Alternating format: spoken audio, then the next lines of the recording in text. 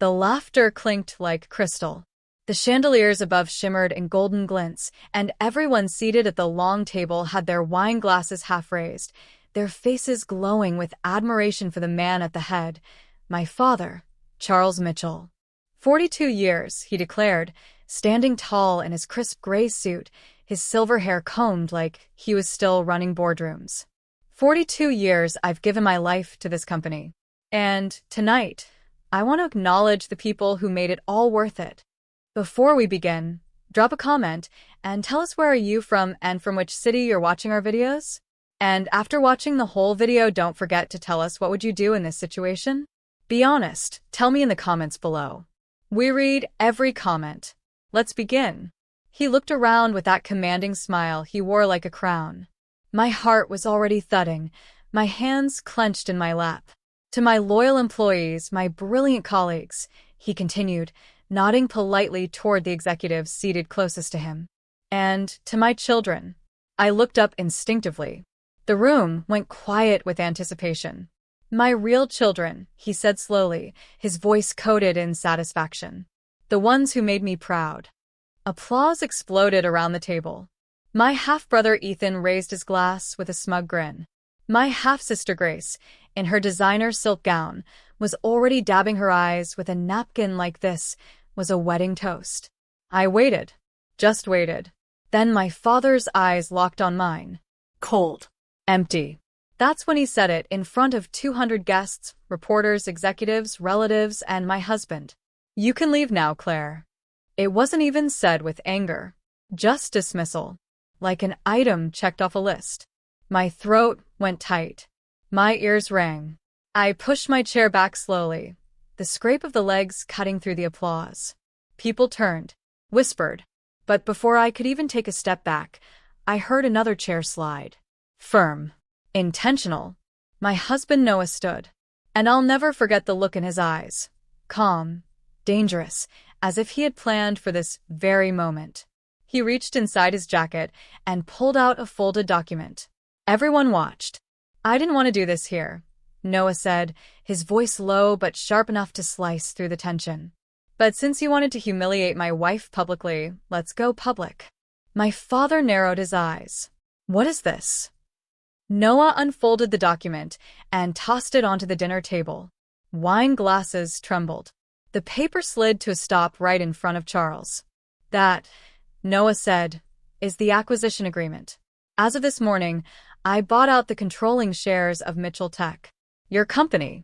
And Claire, he turned to me with a smile, is now the acting CEO. Gasps erupted.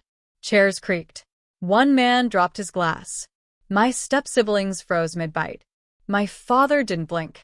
What the hell is this? He muttered, snatching the paper with trembling fingers. This is a joke. This can't be. Oh, it's very real. Noah cut in. I've been buying shares in silence for 18 months.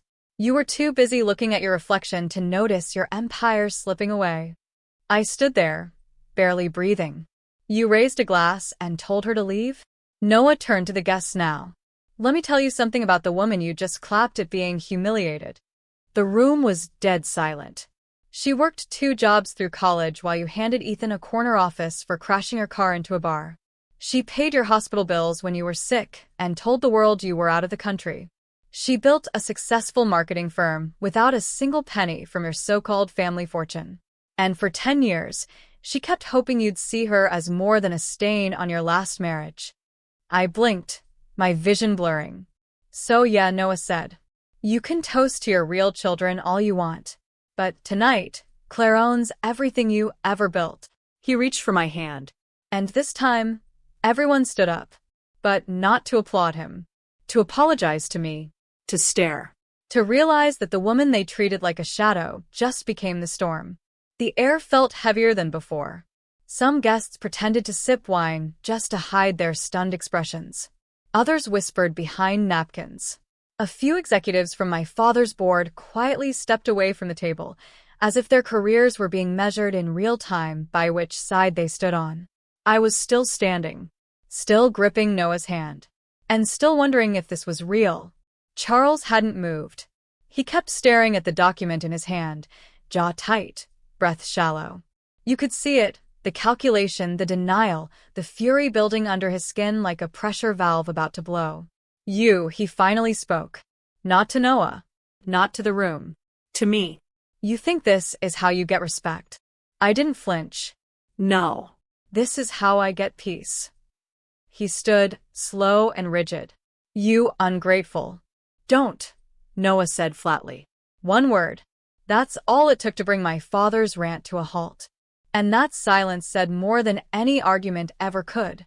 Because for the first time in my life, someone who loved me wasn't afraid of him. I turned slightly to the side, finally facing the guests.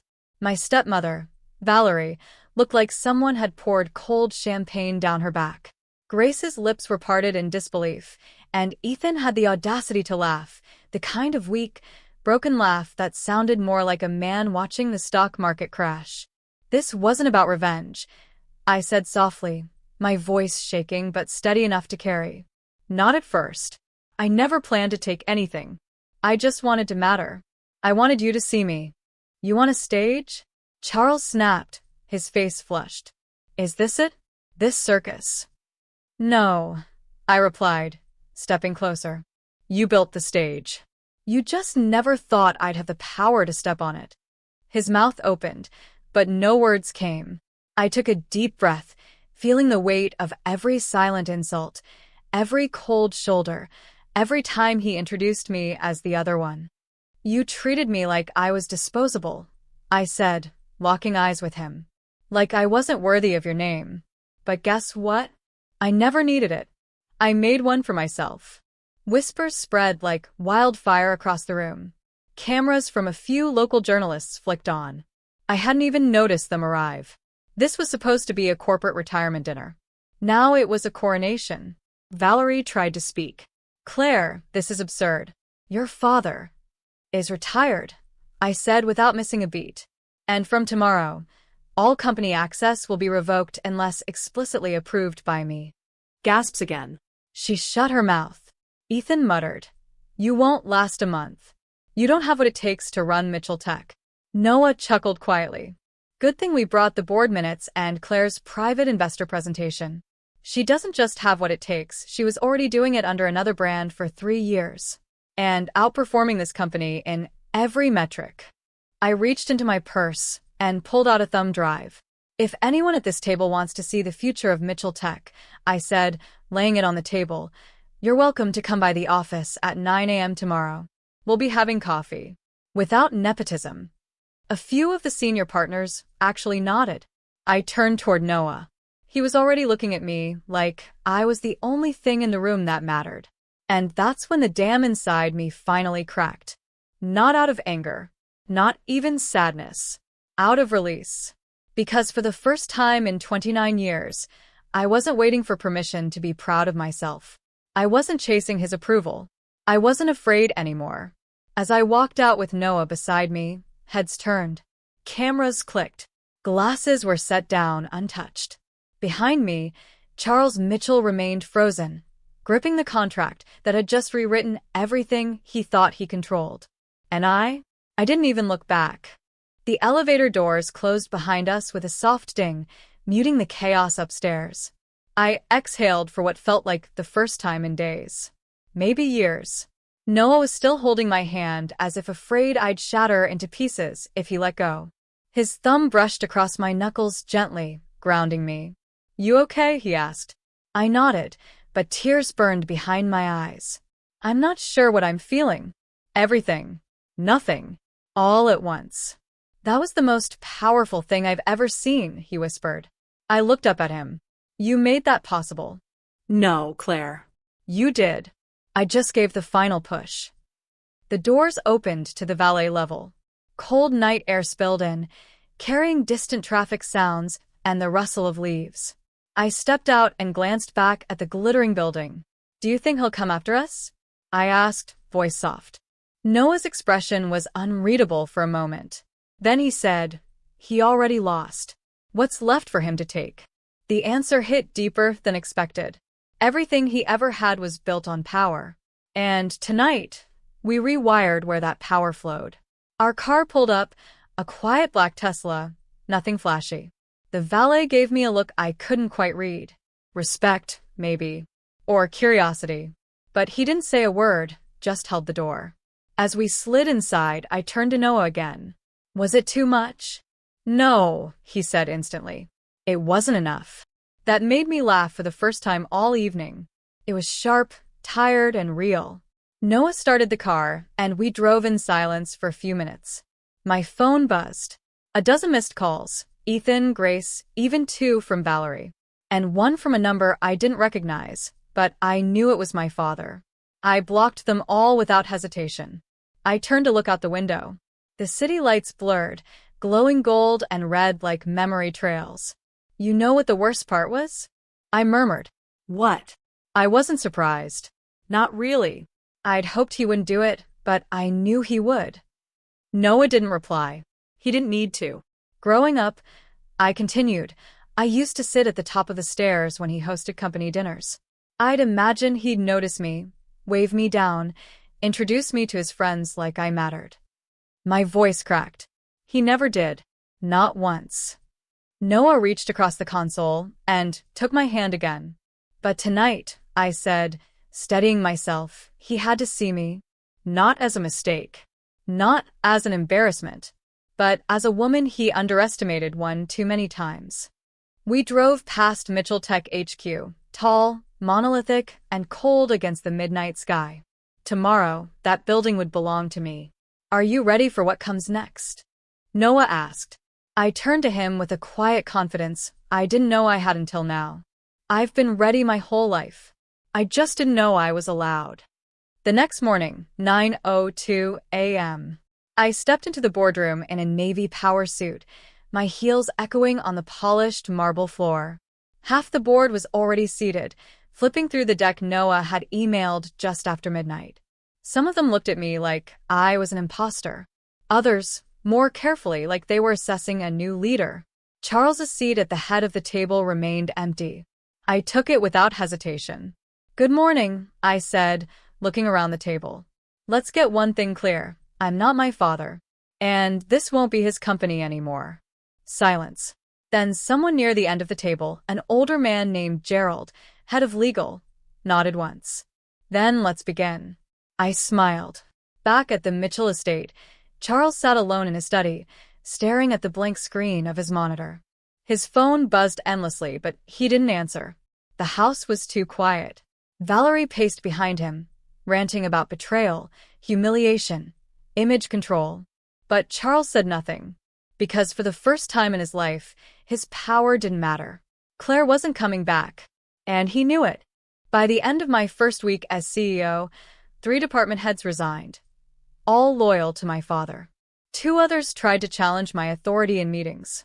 They didn't last the week. I wasn't cruel, but I was done shrinking. Every morning I walked into that glass tower, wearing my mother's wedding band around my neck, the only thing she left me after my father pushed her out of our lives. And every evening, I walked out with the knowledge that I had earned my place. Not inherited, not gifted, built. Noah stood beside me through all of it. We'd always been equals in our marriage, but now I saw just how deeply he believed in me. He didn't try to lead me. He cleared the path, let me roar, then stood in the front row applauding. But the Mitchell family? They weren't done. Not yet. 2 weeks later, Mitchell Estate. The knock on the door echoed through the house. Charles opened it himself, something he never did. His eyes landed on a woman with cold eyes and a firm expression, Emily Sorensen, the board's new compliance advisor. Hired by me. We need to talk, she said without asking permission to enter. He didn't move. You've been using company resources to fund private expenses. Unreported transfers. Misleading stakeholders about performance prior to your exit. His face paled. You don't want this to get legal, Emily said calmly, handing him a sealed folder. Claire told me to offer you a choice. Step back, stay quiet, and preserve what legacy you have left, or let us handle it publicly. He didn't open the folder. He didn't have to. He knew she had him cornered. For a man who ruled through fear and control, nothing felt more powerless than silence. Later that day, my office. Grace showed up in designer sunglasses and crocodile tears. I didn't know he'd go that far, Claire, she said, dabbing at her cheek. He told us you were unstable, that you didn't want to be part of the family. I watched her calmly. And you believed him? She looked away. No apology, Grace? I asked. Not even for laughing when he told me to leave in front of everyone? Silence. You're here because you're scared, I said. You think I'm going to take everything. But what you don't realize is, I don't want everything. I just want mine. Grace stiffened. What does that mean? It means if you want access to Mitchell Tech shares moving forward, you'll actually have to work. I'm not giving free titles to people who think family name equals entitlement. She blinked like she'd been slapped. You'd shut me out? I leaned forward. I'm not shutting you out. I'm making you earn your way in. Something our father never taught you. 3 days later, a phone call I didn't expect. Claire, came the voice on the other end. Charles. I'm not calling to fight, he said after a long pause. I just wanted to know, was there ever a time you forgave me? The question was so out of place I almost thought it was a trap. I forgave you 1,000 times, I whispered. You just never noticed. Another silence. I was wrong about you, he finally said. But I can't undo it now. No, I replied. You can't. Then what's left? A choice, I said. You can hate that I've won. Or you can live with the reality that I never needed to beat you to be better. Then I hung up. And for the first time, I felt free. 2 months passed.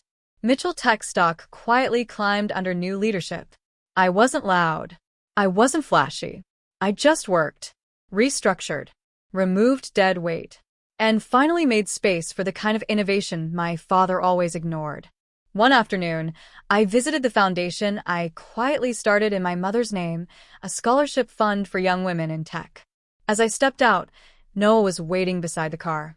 He smiled and handed me a small envelope. It came to the office, he said. From him. I opened it slowly. Inside was a handwritten note. Claire, I don't expect forgiveness anymore, but I see you now, and I'm proud. Dad. No fanfare. No manipulation. Just a line too late. I folded the note, tucked it away, and whispered, that would have meant everything if I needed it. Then I walked toward the car, where my real future was waiting. Noah opened the door. And this time, I didn't look back.